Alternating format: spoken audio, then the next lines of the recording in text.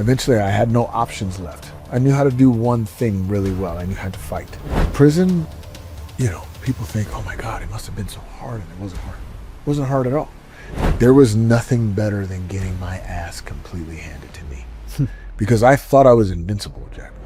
I don't know what's different about this place, but there's something different about this place. I love it when people say that. So, Vinnie Lopez, welcome to my podcast.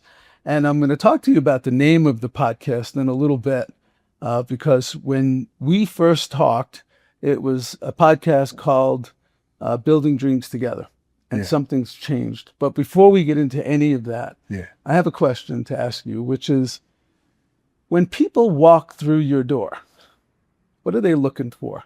I mean, I'm not one of those people don't wake up every day and say, oh, I want to hire a physical trainer. Something's changed in their life. Something happened. What are they looking for when they walk into Vital Fitness? Typically, if you've found my facility, that means you've been to plenty of other facilities, and you're searching for a level of fitness that is more than just pushing weight around. There's a certain way in which we attack health in our facility, and it's from the inside out. And that can mean a lot of different things, from a muscular development standpoint, but also from a spiritual and emotional place. My facility is not a facility where you're just coming in there to look better. You're coming into my facility because you want to actually be better, because you want all parts of your life to grow with you as you push your physical capacity to its edge. You want your mental, your spiritual, and your emotional capacity to follow. That's my facility. And you don't find your way there on accident. It's very intentional. It's a lot of referral.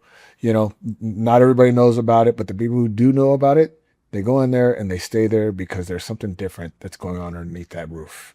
Yeah. I think, you're not your typical trainer.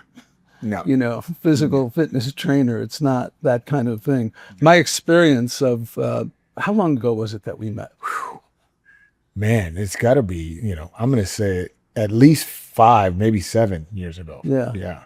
I think it was like 7 years, somewhere around 7 years ago, because it was just when I had ended my warrior journey. Yeah, I remember. And so it was back then that I entered and I walked into the gym and I got involved with you. I can't remember who through. Yeah, I think it was Lauren Reinhardt is who I met you guys through. And she's been a big connector for the facility as a whole. Yeah. Right. It was Lauren and Clem. Yes. And it was through them that I got to you. And back then, was when I got the gist that this was not just your normal gym to go get fit. Right. It was something greater than that. Yes. Yeah. It's something that we pride ourselves on, is just that shift. When people walk in the door, that kind of unspoken, it's almost nonverbal communication of the gym is, it's just hitting you deeper, whether it's the coaches, whether it's the front desk, whether it's the way we're lifting weights or the cues in which we're using. They're all very intentional to kind of send you inward a bit. And so when that happens, I get so happy because people go, I don't know what it is. I don't know what's different about this place, but there's something different about this place. I love it when people say that, because you can't really put it into words either. And so we take great pride in making sure that very thing continues to happen over and over and over again. Yeah. Well, my wife Meredith is a member of your gym. She goes there religiously. She has a personal trainer that she's working with. Yeah. And the way she talks about it and the way it makes her feel, there's a vibe. Because I said to her, "What are you taking the training that you're learning and doing it on your own as well?" Yeah. And her answer is it's not about me just doing it on my own. There is a presence in there. There's a vibe, if you will, inside the gym that's a motivating vibe to want to keep moving forward. Yes. Yeah. I love that. And it doesn't stop in there. like that vibe, that internal like representation of, oh my God, I feel fantastic in here. It's designed for you to take it with you, but not just take it to your home gym. Take it to your place of work. Take it to your marriage. Take it to your children. Take it to your presence. Like that's what we're trying to do is affect your entire existence in as positive and forward driven way as we possibly can. Yeah.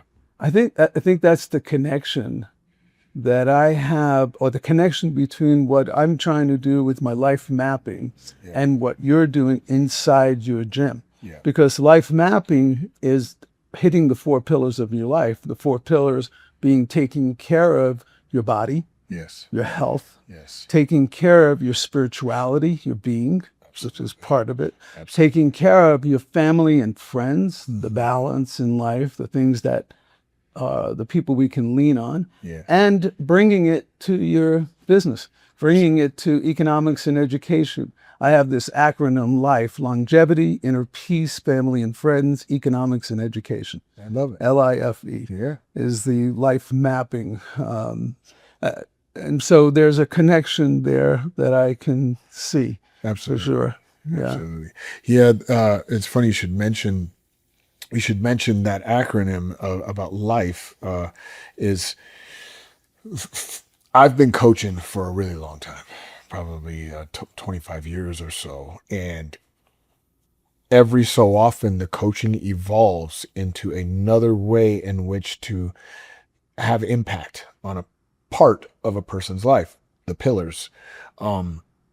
Just recently, I took on a different evolution of coaching. I've coached general pop. I've coached professional fighters. I've coached veterans. I've coached our armed services. I've coached any and everybody, and in this physical capacity. And just recently, I've shifted my personal approach to an identity approach. Who actually are you? And can you become familiar with your intentional design, your God-given spiritual design, and get familiar with that and be authentically express that? And it's been the pinnacle of my coaching career. There's been nothing more effective than this particular approach to actually bringing clarity and a roadmap toward who exactly do we want to be and how exactly do we get there. It has been my greatest joy. Has been this latest evolution of coaching for me. Yeah. And How are you bringing that to clients? Is it it's not part of their gym service? It's something else. Right? No, it's a completely different thing, and it's marketed differently. It's definitely a more of a one-on-one, let's sit down in the office and unpack things kind of approach, very similar to the conversation you and I are having now. Here's the thing. Most people who are in my gym, they've been there for a really long time. They understand what you understand, that there's something different underneath it all. And so when I present this next level of health, this next level of spiritual, mental, emotional health to them, they trust me because of the care that we've taken of them over the last 20 years. And so it wasn't a hard sell. It was like, right, let's unpack this and peel one more layer deeper. And people were waiting and chomping at the bit to get in there. And it's been very effective. Wow. Yeah. I love that. Yeah. That's awesome.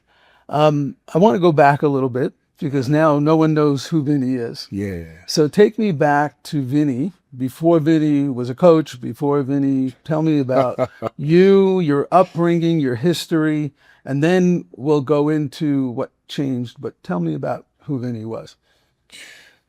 Yeah. Okay. Let's go there. Yeah.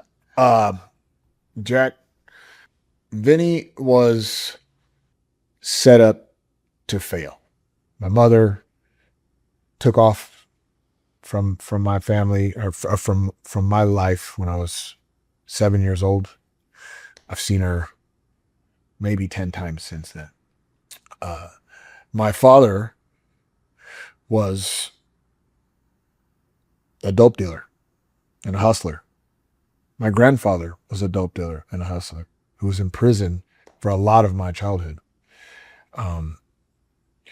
I grew up in California, uh, gang infested areas. It was a hard upbringing for me. My dad one day saw the light and he was like, he was getting followed by the feds. And he came home and literally one day and he said, pack up, we're moving.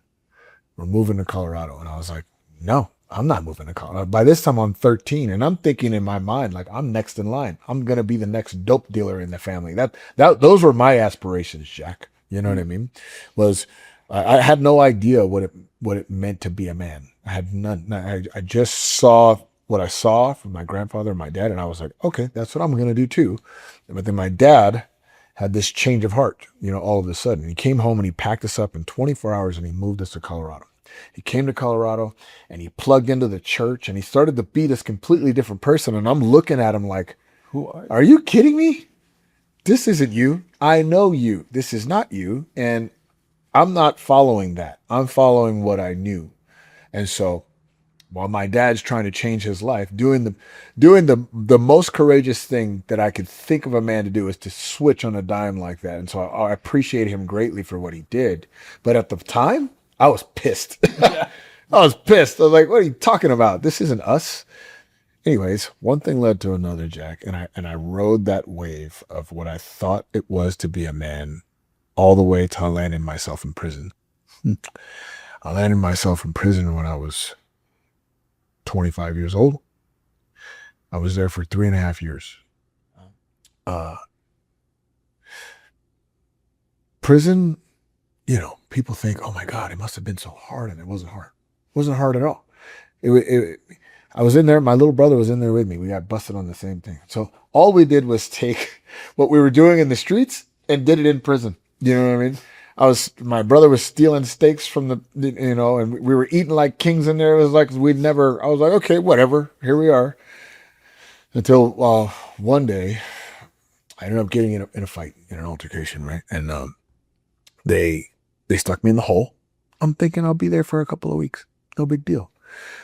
But I was running a poker table in prison, and a lot of people owed money to that table. That's part of how I was eating so well. So when I went in there, people were sending kites on. Your kite is like a snitch note. Vinnie Lopez is extorting me for money. Vinnie Lopez is extorting me. Vinnie Lopez is extorting me. Vinnie Lopez is extorting me. I must have got 10 of them. And every time that they give you a note, they have to put you under investigation for 3 more months. So I ended up being in the hole for 9 straight months. 9 straight months. And they would not tell me if I was going to get out or anything. So I went on a hunger strike. I said, I'm not going to eat. I'm not going to eat. I would throw my food back at them. And whenever you do that, they have to send the sergeant down and they have to talk to you and give you some information so that you'll eat. And so I was just trying to get information, and they're like, we can't let you back out to this yard because too many people are claiming that you're extorting them for money. And I was like, well, you got to let me to some yard. You ship me. It was a federal prison, so they could send me anywhere they wanted to send me in the United States. So they shipped me off to the West Coast, to Oregon. And I finished my time there. Was it a safety issue? It was a safety issue for other inmates and for myself because they said I was extorting them. So if they let me out there, something's going to happen. Either I'm going to go extort more from them or they're going to maybe jump me, stab me, kill me, whatever. So that's why they kept me in the hole. Well, finally they let me out and they sent me to the West Coast. And I ended up finishing my time there and coming home. Came home 3-time felon. That was my second prison sentence, by the way. So I was like when I tell you I was destined to fail, when I was I was set up to fail. I was riding that wave aggressively to failure. I came home. Obviously, I'm not very hireable. I had a couple friends with a few businesses, and they let me do the thing, but there was something in me that was very how should I say, unteachable, or I was very rigid in that time. I was like too. Was it anger? Were you feeling angry? Yeah, I was angry. I was frustrated. I was unsatisfied. There was something in me that was pulling me to I knew I was created for more. I knew I was destined for more. The only way I knew how to get more was to sell drugs and do harmful things, right? And so there was this tug inside of me. And eventually I had no options left. I knew how to do one thing really well. I knew how to fight. I knew how to fight. I'd started fighting when I was young. I started boxing and I was grappling just before I went to prison. I was grappling. So when I came home and nothing was available to me, and I was like, I internally, I knew I need to make it. That's one of the beautiful things that I saw about my father. Like, I respected how people respected him. Hmm. I wanted people to talk to me the same way that they talked to him, you know, and with just like this, respect and honor, right? I wanted to be somebody. Maybe I had a bad avenue to get there, but I did want to be a successful human being. And I was like, I will die if I can't be average. I'm not just going to lay here. I'm not going to work a desk job. I can't do that. I got to go attempt to make something of myself. I want to be somebody. And so I poured myself onto the martial arts mats. And I started fighting at a high level, and there was a certain level of freedom that came with that, Jack. Like there was nothing better than getting my ass completely handed to me, because I thought I was invincible, Jack. I mean, I ran the streets. I went to prison and I ran the prison. It was a medium high prison. It was easy. Taking candy from a baby, those guys. You know what I mean? Getting them to feed. I was using them to eat well, and I was like, in my mind, I was invincible. You know what I mean? But finally, I got somewhere where they proved me wrong. I wasn't the top dog anymore. I was getting my ass handed to me, and it felt so good. What felt good about that? It literally helped me walk through the day without the chip on my shoulder, without the need to prove myself to everybody. Mm. It lightened my steps. Internally, I felt this clarity, like this clear energy through my entire body. I was able to walk. I was able to smile at people. You know what I mean? That's what getting my ass handed to me did. I always tell people the only way I ever would have bumped into God in a real way was first getting my ass beaten to soften my heart that I could even accept him. That's what happened. That me finding fighting softened me in a way that I actually allowed anything other than my own ideas in. And so that's when God found his way into my heart, was right there, while bloody and beaten and at the bottom of what most people would think would be terrible, but it was the best moment of my life, was that. Yeah, I get that. I get that most people will think that's terrible. It's kind of like when the worst thing possible happens to you, you can find the gift to move forward in life. Somebody beating your ass Yeah. is what you needed to see a light, to see something else, to remove the chip from your shoulder. Yeah. And Yeah. Nothing else worked, Jack. Nothing else worked. My mom leaving didn't work. My dad completely switching it up didn't work. Me going to prison, not once, but twice, that didn't even work. It was me getting my ass handed to me to where I couldn't even get up off the ground anymore. That's finally what like opened me. I like cracked me open. You know what I mean? And how old were you? I was 28. Here in Denver. Here in Denver. Yeah. And so traveled through that era of my life fighting. I started coaching at the same time because I knew I was an older fighter. I was successful. And as far as local fighters goes, I was able to make a name for myself, which is what I was wanting to do. I was wanting to make a name for myself so that I could do something bigger later. So I always had the next step in mind. So as I'm fighting, I'm coaching. I'm starting to build my name. And then as soon as I retired from fighting, I opened up the gym. But little did I know, when I stopped fighting, that the voice would come back. The pressure would come back. The thing would come back. The thing that, like, I remembered carrying it for all of my life. And I let it go while I was fighting. But as soon as I retired, it came back. And it was heavy. And I almost hurt somebody in the street. Like really badly. And I remember him. My daughter was in the front seat of my car. And he whispered to me, "I feel sorry for your daughter." And I said, "God damn it. You're right. So do I. I feel sorry for her too." And that's when I went to war to truly unpack and try to express who I was actually designed to be and get rid of the mask, get rid of the thing that I was carrying for good, and not just put a Band-Aid on it through fighting. Fighting was the Band-Aid, you know what I mean? But like really going and getting curious about what it meant to love, what it meant to have gratitude, what it meant to be safe, what it meant to be consistent and driven. And that's when I started to truly unpack and get familiar with who I was designed to be. And as I unpacked on myself and became who I was designed to be, everything that I touched kind of came along with me. The gym came along with me, which is what you feel is that moment.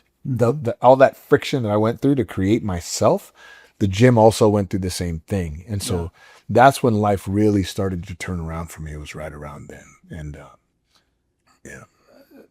Just to follow up on that, was there a person? Was there somebody that believed in you before you believed in yourself? Was there a person that helped you see that? Absolutely. Absolutely. I had a great friend. He was the pastor of the church that I went to.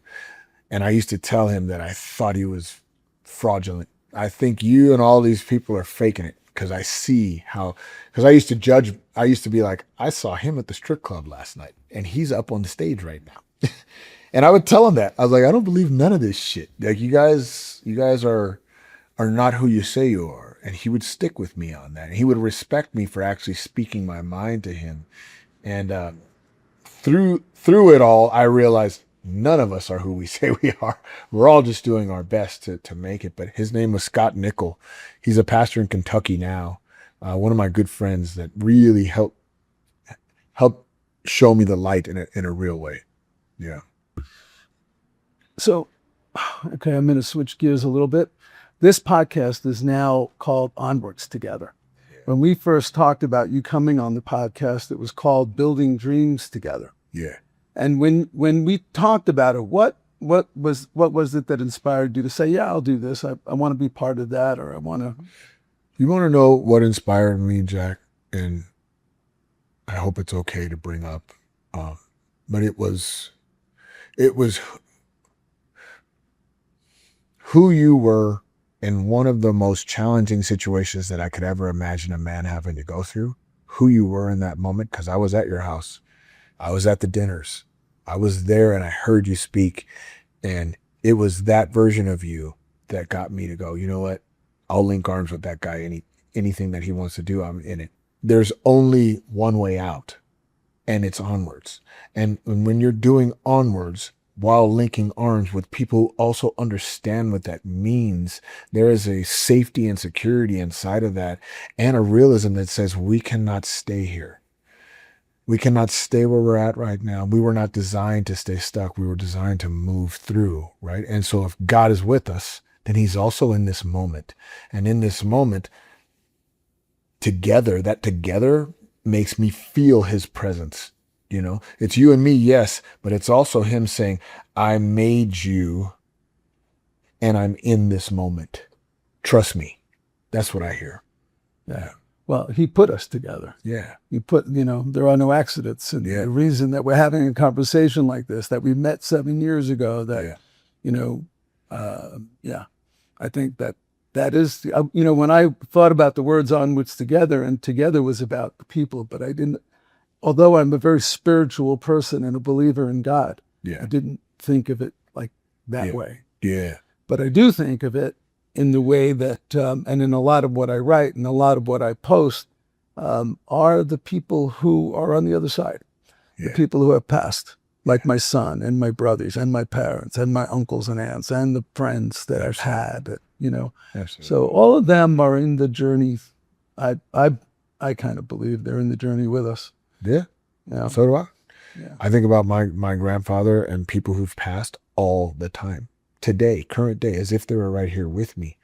Tell me a story about a client that you've had that inspired you, that not just because they had a physical change, but is there someone where you saw they became someone so different, like you were amazed and in awe of?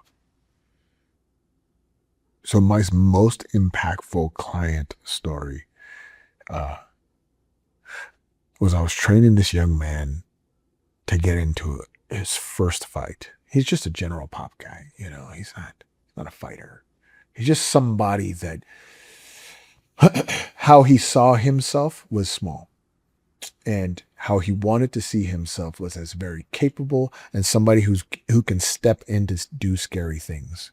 And so I was more than willing to walk this young man through this moment. And we're getting ready for this fight, and he's stepping in. I have him sparring against real fighters, and he's realizing, holy shit, I'm not just this little peon, little boy. I'm a man. And he 1 week before the fight, he's sparring, and all of a sudden he's on the mats, and his hands start to curl up like this. And he stops down. He's having an aneurysm. He's having a stroke right there on the mats. And so we call the ambulance, and we get him to the hospital.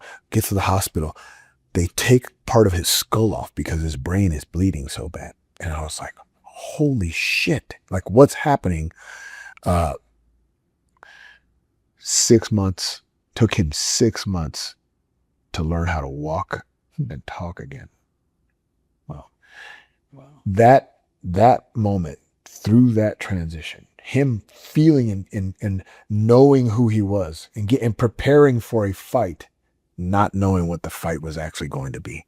The fight was going to be for his life. And that's what we were preparing for. And to see how he answered the call of learning how to walk and talk and move again, that was the most inspirational transformation that I've ever seen one man take before. And it almost made me quit. That's how scared I was, because his family was really pissed at me. Yeah. They were very upset with me. And so in my mind, I'm like, I don't want to be a part of this if people are going to be changed for a lifetime. So there was a teeter-tottering moment for me where I was almost thinking about changing careers. I'll never coach anybody to fight again. But I ended up going this other direction, and thank God that I did, because I learned so much about myself and about the capability of man in that moment. Yeah. Yeah, I that there was a powerful lesson in that to me, or what I heard was, all of that training that you did was the preparation for the most difficult time in his life. Exactly. And without it, he may not have been able to, or had the will to push through. You mentioned me about the strength that you saw that I had during this times when Sean passed. I think I shared the story with you about the video that I made that afternoon about being in mourning before I knew Sean passed away. Wow. And I'm telling people, I'm preaching this word. Don't make mourning your address. Don't let yesterday steal your tomorrow. Yes. I'm telling them this on live video that afternoon. Wow. That night he passes. And one of the first thoughts in my head was, he's preparing me. Yeah. He fed me those words. Yeah. Gave me those words because he was preparing me for that moment. Yeah, like you said, there are no accidents. No. There are no accidents. So, no. Yeah. No. Yeah, Vinnie, on the way here, I'm driving in the car, and I'm thinking about this podcast and the interview and what's going on. And I had this meditation that I did this morning, and it was all about listening, to the voices that are coming to you. Be open. If you're open to the messages the universe is telling you, you will hear them with such profound truth. You'll see them, but a lot of people aren't open to it. I had this chill that came. I got goosebumps in talking to you about the journey of Onwards Together. I'm building a community of people who are going through not necessarily people who have been through a tough time, people who have been going through a divorce, lost their job, financial bankruptcy, the health issues are coming up, loss of a loved one, loss of a child or a parent or a brother or a sister. In some cases, many of them. But people who are going through a journey of a hard time, and they're saying, now what? People coming together is a byproduct of, I believe, people truly coming in contact with their internal God-given design. Like understanding what's underneath the desires of your heart, like what is it that you're actually searching for in this life? What do you really want to experience? When you break down people's goals or things that they're pointed at to what it is they're really trying to experience in life, it starts to sound really familiar. Everybody's searching for the same thing: peace, joy, freedom, happiness, connection. When you can strip that down for people and actually give them a lens on what it is they're actually searching for, you want to make this 100 million. Underneath it is freedom. Underneath it is peace and joy. When you realize that the 100 million is just an avenue toward what it is your internally God-given pursuit is, and then you realize, oh, wait a minute, you have the same pursuit as I have, and you have the same pursuit as I have. Well, then that connection that comes from that familiarity, that familiar intentions, you have a familiar intention as I do. Let's link arms and do this together. So I guess I go one step before the togetherness. You bring them together. For me, I try to let them understand that we're all one. We're all one, searching for the same things. And I get there a little differently than you get there, and you get there a little differently than you get there. But when we really have a clear understanding of that, God, it makes connection. It's just it's a natural byproduct of it, because you realize you were made for this. You were made to connect with people. You were made for peace and joy and happiness. And these things that we're chasing, they're just one avenue to get there. There's plenty of other avenues to get there. And then you let the pressure off of the goals. The pressure comes off of there. Yeah. Yeah, and you start to just feel fulfilled at all moments. You don't have to reach the 100 million before you feel happy. You just know, oh, wait a minute, I was designed to be happy now. And then when you realize that, and you just go be who you were designed to be now, all those things that you're chasing fall into your lap naturally. Whatever's supposed to be yours will be yours, And so that's kind of like my particular take on my style of bridge. I want to bump you into the real you, Yeah. I love that. Yeah. I love it. And it connects with me. It resonates. Yeah. It resonates, if you will, with me. Yeah, absolutely. Yeah. So for the people listening, because I try to keep these to about 30 minutes. Yeah. And I think we're a little past that, but that's okay. It's all right. But people listening who maybe are going through something right now, or having a difficult time, what's the message? What's the one thing you want to leave them with from you? Yeah. And this can sometimes be a little bit hard one to swallow sometimes, is God is also in it. He's in it. He's in this situation. And if you ask the right questions, you will get the right answer. If you ask, where are you in this? What do you want me to know in this? How do you want me to grow from this? Who am I supposed to become in this? You will get those answers. But you first have to get past the why is this happening to me questions. You have to get out of the whys, and you have to trust that he's in it, even if it's painful, especially if it's painful. And you have to get down to asking the right questions. Where are you in it? Who am I supposed to become through this? And then you're going to start to get answers on what it looks like to move onwards, right? That's where the onwards lives, is inside of those questions. But you first got to get past the why is this happening to me? Yeah, the why will be exposed when you ask those questions, quite honestly. Exactly. It'll just come out. Yeah. Yeah. That's beautiful. Thank you. Thank you for sharing that. That's Absolutely. I think it's powerful. Well, I want to thank you for doing this podcast with me. I'm going to say here right now, I would love to have another one with you, and we'll talk about a completely different thing. But Anytime. I would love anytime, Jack. that'll be great. That'll be great. Thanks for having me. Yeah. If today's conversation inspires you, please like it, share it, and subscribe.